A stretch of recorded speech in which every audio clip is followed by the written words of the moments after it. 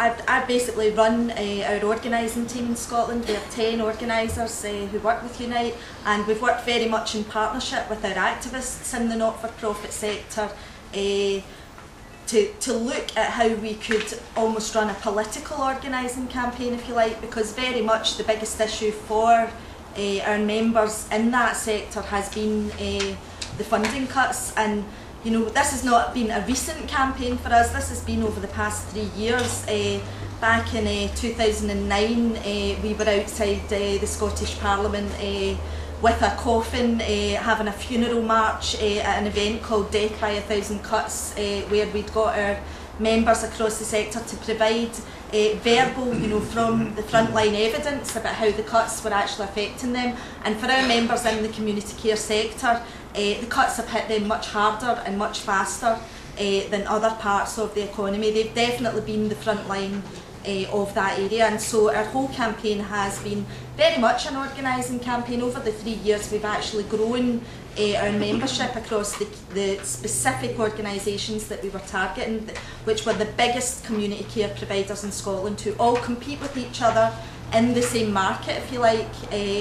And we've grown our membership by almost 2,000 during that time. But more importantly than that, and this is what's made it sustainable, we've attracted over 100 new shop stewards into our actual collective bargaining structures.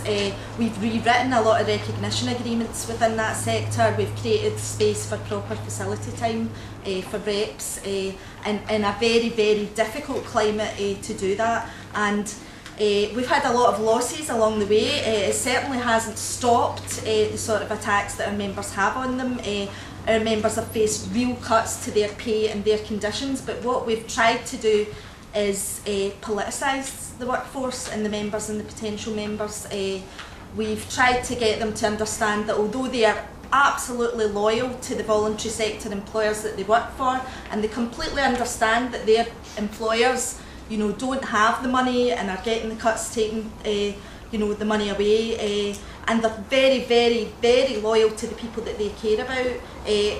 They now see themselves as not just fighting for their pay and conditions, but fighting for the very services and the quality of those services. And we've very much looked at how we take the fight to the funders, if you like. So a lot of that has been at very, you know, little small demos and protests at local authorities. I don't know how many different local authorities. We've had petitions and different things like that taking place, lobbies.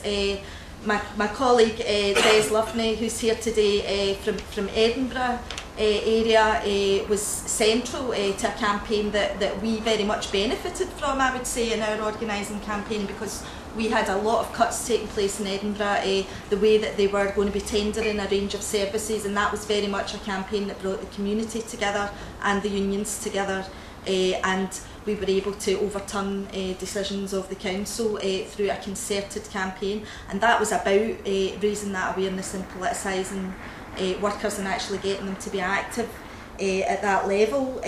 Some of I mean, there was no magic wand in the membership growth that we've created and in getting the new shop stewards.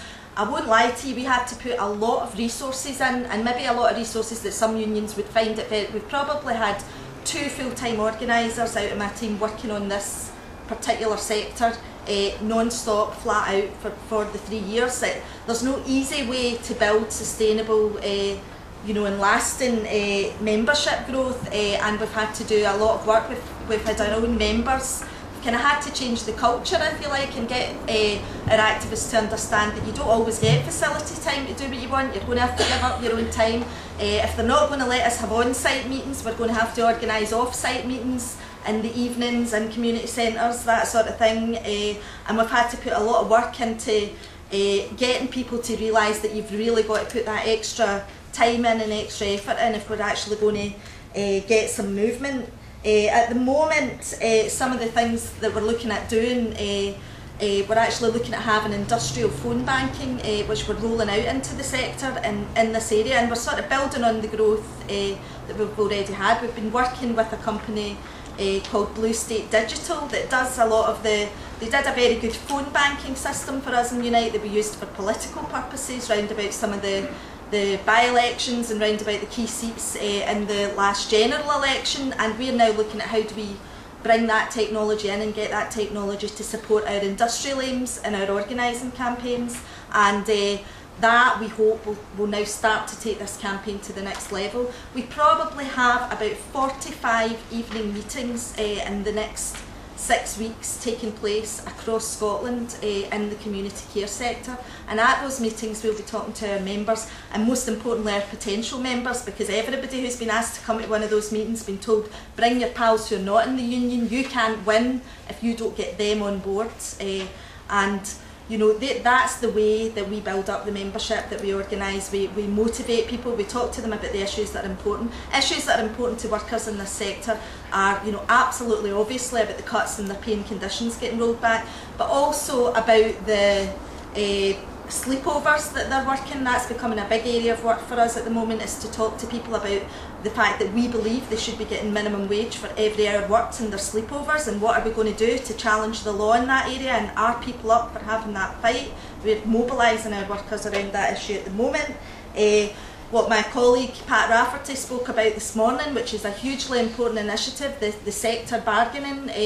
We would like to see the voluntary sector become a pilot area for that, because it's exactly where our workers are most vulnerable and dealing with the most vulnerable people in our society, that we should be taking a sectoral approach, because at the moment there's a competitive approach in that sector, and it's absolutely and utterly a race to the bottom, supported by the local authorities in a very cynical manner, because they don't have to worry about the problems of their not directly employed people, and at the end of the day these people deliver very, very important public services. So these are the sorts of areas we're looking at. The living wage and how we roll out that living wage is another thing that we're talking to workers about at this point in time, and we found that putting the effort into those small off-site meetings, getting workers to talk to other workers about what's happening. We did a public petition in 2009 where we got over 5,000 people within the sector.